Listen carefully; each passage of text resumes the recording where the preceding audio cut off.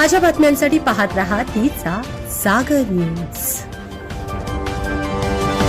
कल्पना आहेच की लवकरच विधानसभा निवडणूक होणार आहे आणि लोकसभा निवडणुकीमध्ये अतिशय चांगल्या पद्धतीचं कामकाज शिवसेनेकडून झालेलं आहे। आपले मुख्यमंत्री एकनाथजी शिंदे यांनी अनेक ठिकाणी खूप जोरदारपणाने भेटी दिल्या, लोकांशी संवाद साधला, प्रचार केला, योग्य त्या जागा मिळाव्यात या दृष्टिकोनातून प्रयत्न केला आणि त्याला चांगलं आम्हाला यश मिळालं।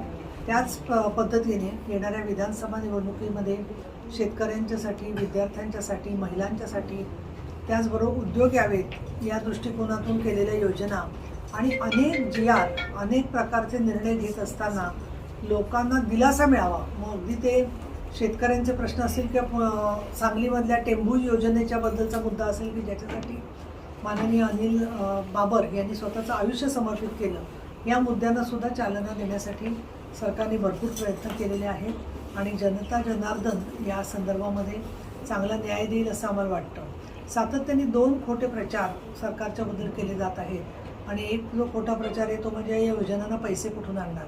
तर ज्यांनी वर्षानुवर्ष इथे राज्य केलं त्यांनी सुद्धा सगळी बुडीतचमध्ये घातली होती, त्यामुळे विकासासाठी निधी आणला गेला तर तुम्ही बघत असाल की फार मोठा फरक झाला गेल्या 5-6 वर्षामध्ये की 2014मध्ये ज्या प्रकल्प सुरुवात झाले ते प्रकल्प आज पूर्ण झालेले आहेत। तर पूर्वीच्या काळामध्ये कुठलाही प्रकल्प सुरू झाला तर तो पूर्णच झालेला नसायचा।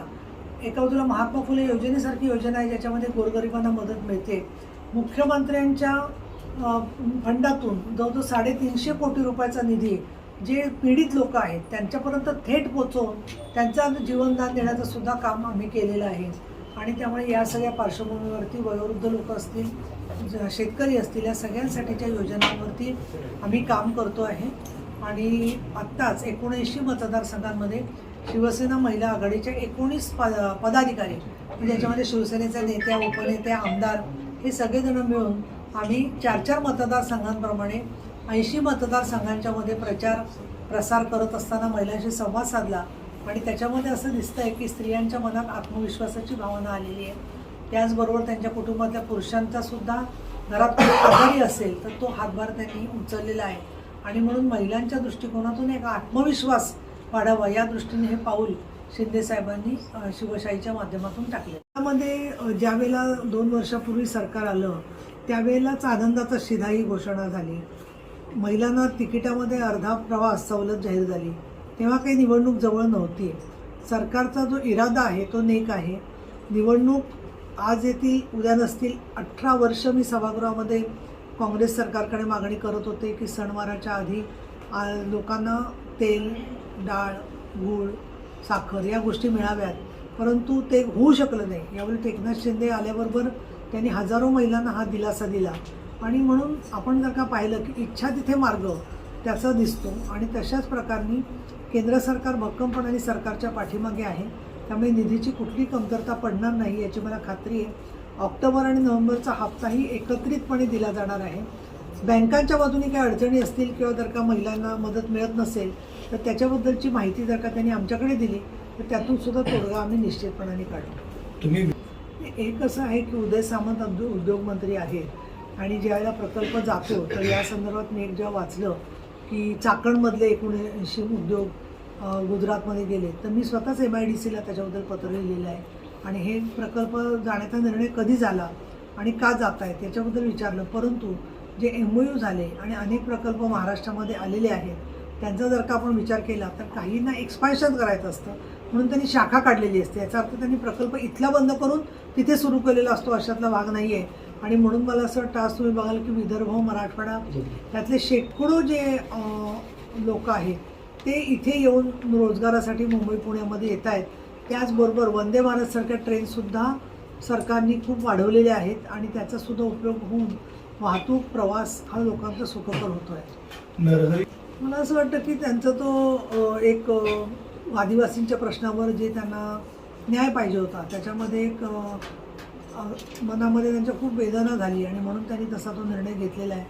परंतु शिंदे साहेबांनी तसं GR पण आता काढलेलं आहे आणि त्यामुळे जोपर्यंत शिंदे साहेब आहेत तोपर्यंत झिरवाळांना परत उडी मारायची वेळ येईल असं मला वाटतं। राज्यातले एकंदरीत कारण बरेचसे लोक शिवसेनेतली पुन्हा राष्ट्रवादीत जात आहेत, काँग्रेसमध्ये जात आहेत, हे परिस्थिती पाहिली तर आता मला सध्याची उलटी खात्री परिस्थिती- पडते की जे आहेत त्याच ट्रेनमध्ये महायुतीच्या बसणार आहेत आणि महायुतीचं जे आमचं गाडी आहे त्याचंच डबल इंजिन जोरात धावून ज्या ठिकाणी आम्हाला थोडे कमी पडलं मतदान, याचं कारण 6 जर का विधानसभा असतील एका लोकसभेमध्ये, तर एका लोकसभेमध्येच लीड मिळाला त्यांना आणि त्यामुळेच अनेक जागा निवडून आलेल्या आहेत. तो प्रकार आता होणारच नाही आहे आणि ही परिस्थिती उलट बदलून, ह्या बदल म्हणजे परत आहे ते सरकार आमचं स्थिर राहील, हा बदल त्याच्यामध्ये होईल असं मला लोकांशी बोलल्यावरती दिसतं आहे. आता एकंदरीत देशातलं राजकारण बघितलं तर आज जम्मू काश्मीरमध्ये काँग्रेसचे उमेदवार जास्त आलेले आहेत, हरियाणामध्ये घासाघाशी चालू आहे.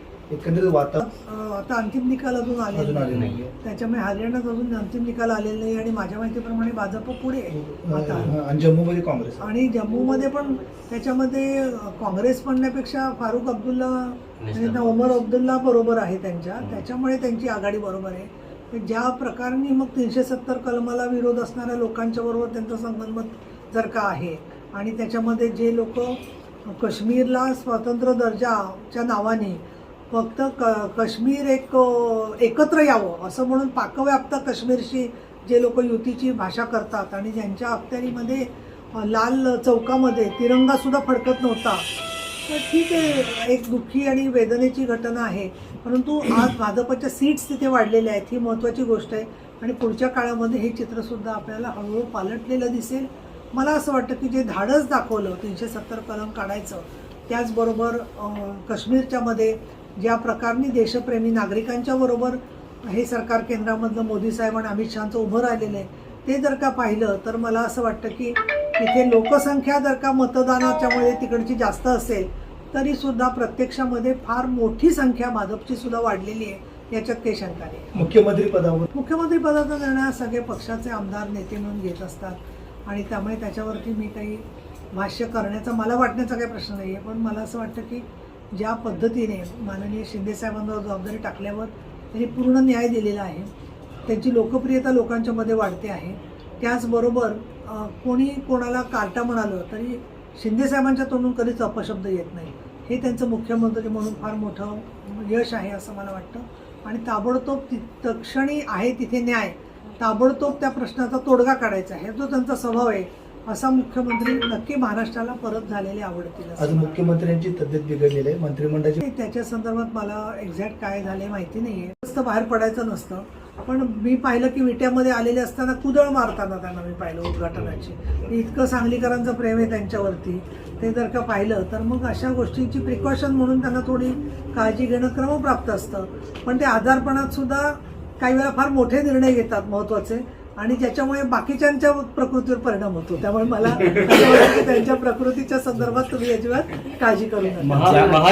हे पहा, संभाजीनगरचं परत काय दुसऱ्यांना नाव बदलायचं असेल तर ज्या व्यक्तीच्या नावाने ते होतं त्याला थडग्यातून बाहेर यावं लागेल, त्याच्याशिवाय होणार नाही गोष्ट. जागा वाटपासंदर्भात काय कशा पद्धतीने सुरू आहे बोलणी किंवा काय? ते मी त्या प्रक्रियेमध्ये नाही आहे, त्यामुळे त्याच्यावरती यशस्वी पद्धतीने बोलणी निघतील. आणखीन भाजप आणि शिवसेनेने बरोबर काम केलेले, त्याचबरोबर माननीय शिंदेसाहेब हे अतिशय ठामपणाने भूमिका घेतात. आणखीन भाजपच्या सुद्धा प्रचार प्रत्येक ठिकाणी करण्याबरोबरच ज्या ठिकाणी शिवसेनेच्या जागा आहेत त्या योग्य पद्धतीने मिळतील, हे जसं त्यांनी संभाजीनगर किंवा ठाणे या ठिकाणी दाखवलं आणि अनेक जागा मुंबईतल्या सुद्धा मिळवून घेण्याच्या दृष्टिकोनातून प्रयत्न केले, तर ते अजून प्रयत्न झाले असते ते खरंच अजून आमच्या जागा वाढल्या असत्या असं मला वाटतं. महिलांना असं आहे, ह्या सगळ्या तिकिटाचा प्रश्न जो असतो तो अंतिम निर्णय माननीय पक्षप्रमुख घेत असतात.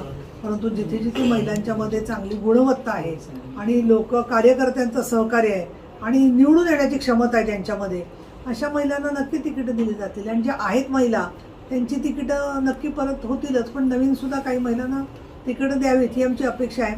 2029 पासून आता मतदारसंघांची संख्या वाढणार आहे आणि मग परत महिलांचं आरक्षण पण येतंय. तर माझा अंदाज असा आहे की मतदारांची संख्या वाढल्यावर ज्या महिलांना 1/3 संख्या जागा जाणार आहेत तेवढ्याच 1/3 जागा वाढणार आहेत साधारणपणे. त्याच्यामुळे समतोल होईल व्यवस्थित आणि महिलांना सुखदपणाने काम करता येईल, हीच मोदी साहेबांची इच्छा आहे आणि त्याचप्रमाणे महाराष्ट्रामध्ये महायुती आणि शिंदेसाहेब काम करत आहेत. मराठा आरक्षणाचा मर्यादा वाढवली. नाही 75% शब्द वापरला ना.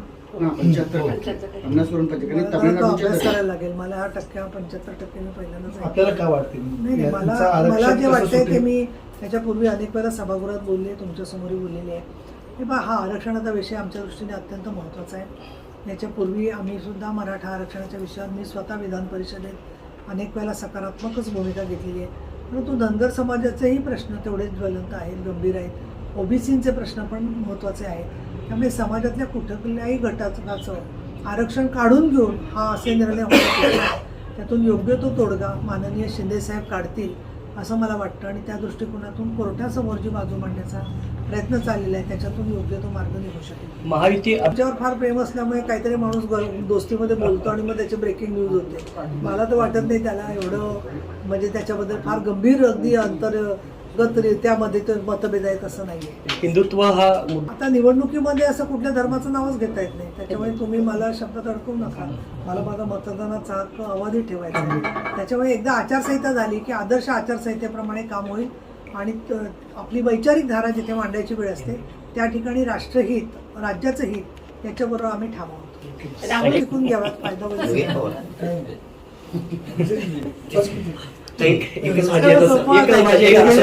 काय माहिती का, त्यांचा जो राजकीय अभ्यास आहे त्याच्यानुसार प्रत्येकजण बोलत असतो. आता त्याच्यावरती काय भाष्य करणं एवढं ते महत्वाचं विधान मला काय वाटत नाही. सबस्क्राईब करा तिचा जागर न्यूज. शेजारी दिलेलं बेल आयकॉन म्हणजे घंटी दाबा, जेणेकरून तुम्हाला आमच्या साऱ्या अपडेट्स येत राहतील.